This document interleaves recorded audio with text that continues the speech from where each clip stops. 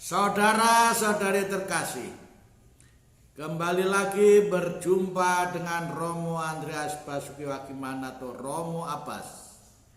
Kali ini berbicara tentang hidup berkomunitas dalam keharmonisan. Gereja selain dipahami sebagai umat Allah, juga dipahami sebagai communion of communities, yaitu kebersatuan dari berbagai komunitas. Hidup komunitas merupakan cara hidup sejak jemaat pertama. Dasarnya berakar pada Allah Tritunggal, Allah Bapa, Allah Putra, dan Allah Roh Kudus. Relasi yang menyatukan ketiganya adalah kasih. Tiada kasih, tiada komunitas. Dan tidak ada komunitas tanpa komunikasi.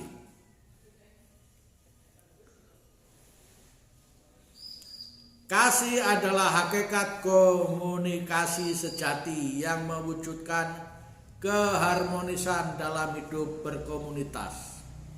Bisa jadi dalam suatu komunitas, biarawan, biarawati atau pastoran tanpa sadar memberlakukan prinsip hidup. Baiklah kita tidak saling mengganggu satu sama lain agar kita bisa hidup berkomunitas. Tentu saja yang demikian bukan suatu komunitas, melainkan hidup bersama-sama dalam satu atap, tetapi tanpa kebersamaan. Seperti dalam suatu keluarga, bisa sama-sama makan waktunya, tetapi tidak ada makan bersama.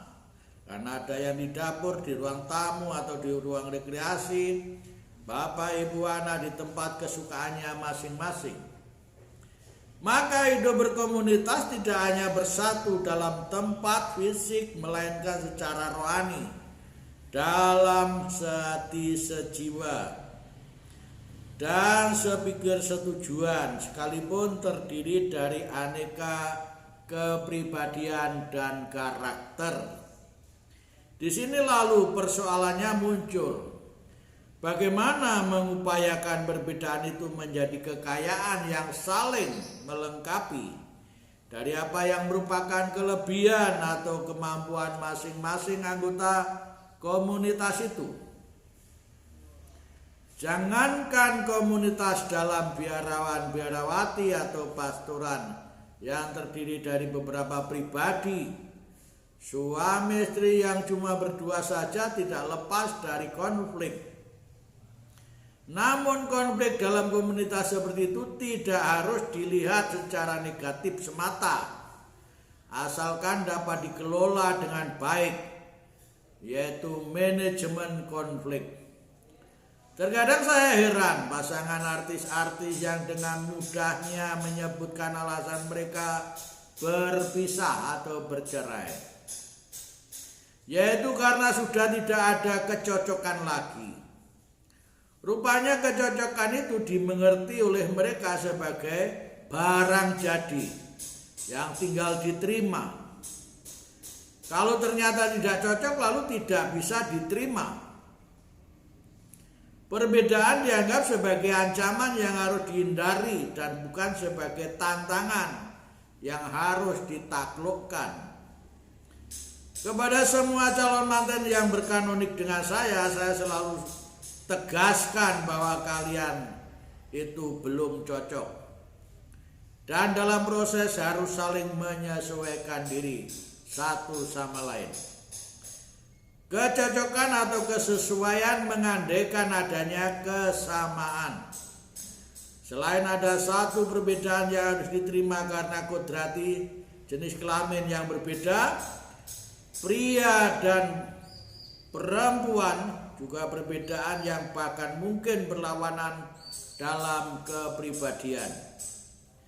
Yang berlawanan itu misalnya satu pembawaan yang hangat ramah, yang lain dingin angkuh, yang satu disiplin tegas, yang lain lelet lambat, yang satu agresif ofensif, yang lain minder defensif, yang satu murah hati, yang lain perhitungan dalam beramal, yang satu pembimbang, yang lain terlalu cepat ambil keputusan dan sebagainya. Gap yang sering berjalannya waktu akan tampak kian banyak dan kian melebar. Itu seharusnya menjadi peluang untuk saling mengisi, mengasah dan mengasuh dan mengasihi sebagai mata pelajaran sekolah kehidupan seumur hidup.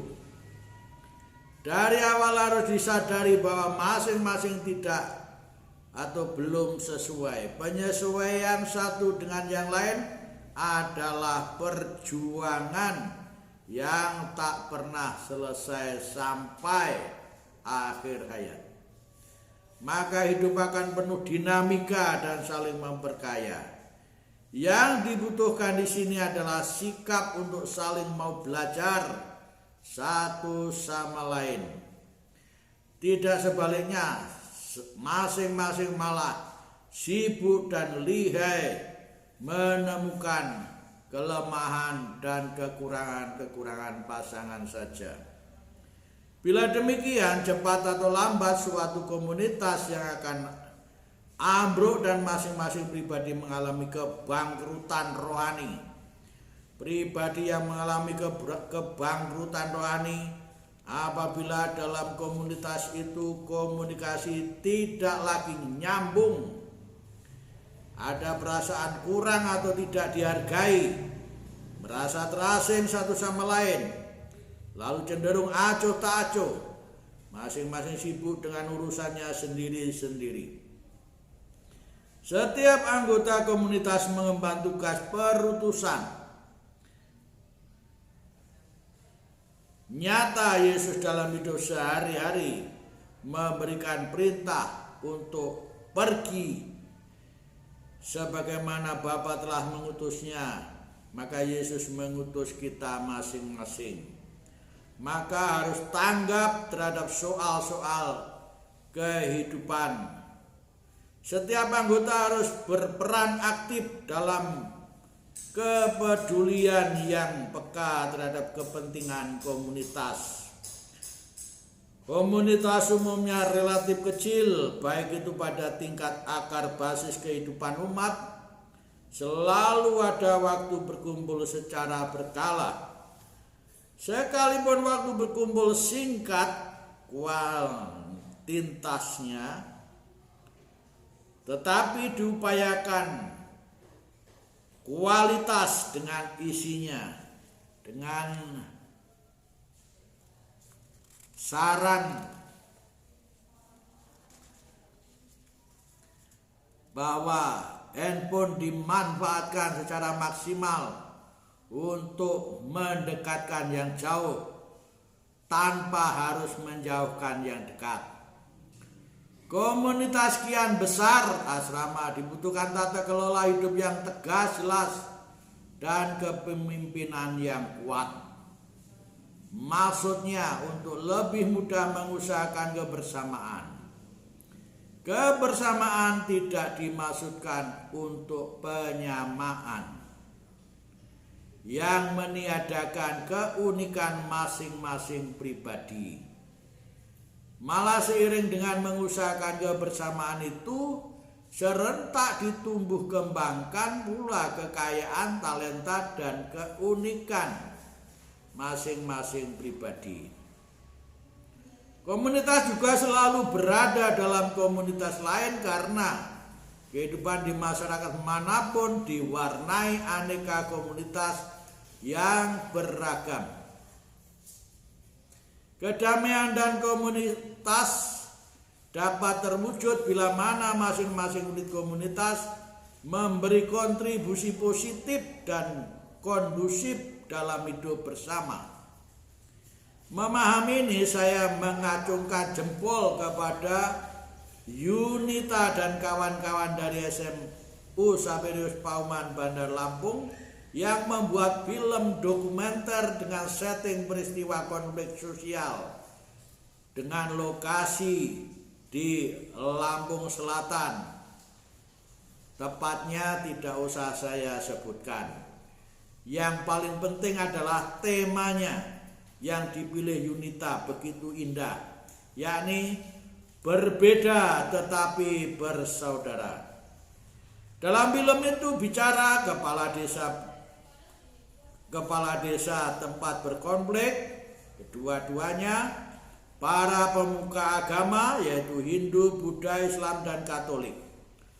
Pada film itu antara lain saya mengajak, marilah kita menerima perbedaan dengan ikhlas sebagai suatu kenyataan yang harus diterima.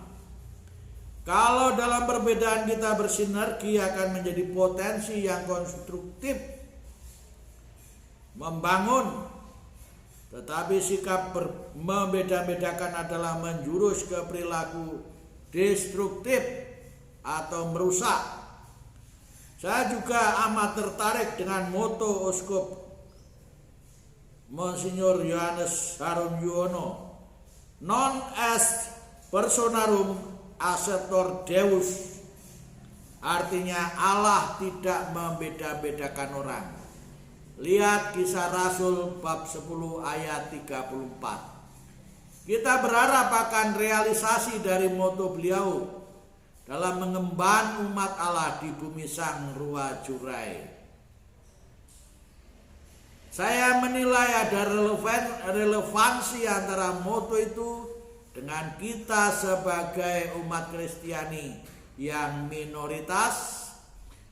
Sudah layak dan pantas bila kita diajak untuk menjalin hubungan harmonis tanpa melihat perbedaan suku, agama, dan golongan.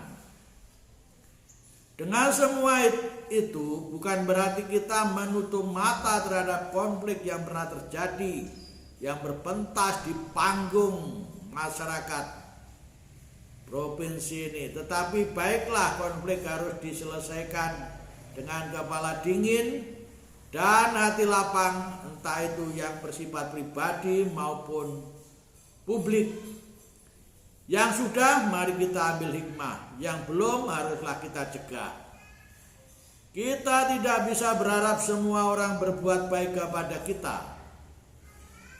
Perasaan manusia berbeda-beda, namun semua orang bisa berubah ke arah yang lebih baik. Masa lalu yang buruk tidak akan mempengaruhi masa depan bila pada masa kini ada keikhlasan dengan berjuang. Orang-orang dewasa akan banyak mengerti kemudian memaklumi dan bukan orang yang mudah dipicu oleh emosi sesaat. Di samping itu, orang dewasa juga akan dengan lapang dada menerima kritik, bahkan sekalipun bila mana kritik itu disampaikan dengan cara yang menyakitkan. Misalnya si pengkritik tidak menyampaikannya secara santun. Namun orang dewasa akan mampu melihat esensi dari kritik itu daripada mempersoalkan caranya. Ia dapat memilah dan memilih mana bungkus dari isi. Cara adalah bungkus, kritik sendiri adalah isi. Konflik harus diterima sebagai keniscayaan karena adanya perbedaan kepribadian dengan orang lain. Sedangkan dalam diri sendiri pun ada konflik dalam batin. Tetapi orang akan bertambah baik, berilmu, dan dewasa bila mana menerima hal itu sebagai tantangan. Maka menerima kritik adalah keharusan dalam komunitas yang ingin bertumbuh dan berkembang dinamis dan sehat. Seorang pemaaf akan bertubuh sehat dan ketulusan keikhlasan adalah magnet untuk kebaikan. Memaafkan orang yang menyakiti kita sesungguhnya untuk diri kita sendiri, yaitu ketenangan dalam batin hidup kita.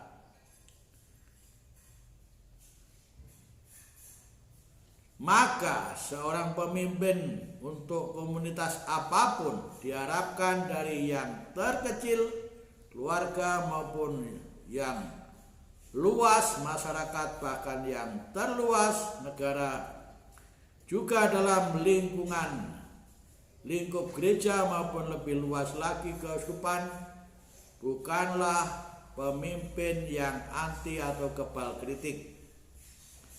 Bukan maksudnya ajakannya lalu marilah kita saling mengkritik, melainkan marilah kita membangun komunitas dalam kehidupan kita masing-masing dengan kepedulian yang terasa dalam mencapai tujuan bersama, saling menghormati sebagai ciptaan dan citra Allah yang unik dan berharga, mampu mengoreksi diri sendiri dan tidak hanya terfokus pada kesalahan kekurangan orang lain. Karena melihat kelemahan orang lain membuat pula kita mengoreksi diri sendiri dan bukan menjelekannya. Bangunan komunitas akan kokoh kuat dalam keharmonisan bila mana didasarkan pada batu bukan pasir, yakni bukan hanya bicara tetapi melaksanakan. Bandingkan Matius 16 ayat 18. Maka saatnya kapan kita harus bicara dan kapan kita harus diam untuk melaksanakan. Sebaliknya, bangunan komunitas akan lemah, bercerai-berai bila hanya diwarnai oleh sikap yang bersungguh-sungguh dan berbantah-bantah. Bandingkan Filipus 2 ayat 14. Berbantah-bantah terus komunitas akan berantakan. Mari kita membangun komunitas kita masing-masing dalam keharmonisan di atas batu padas. Tuhan memberkati kita. Amin.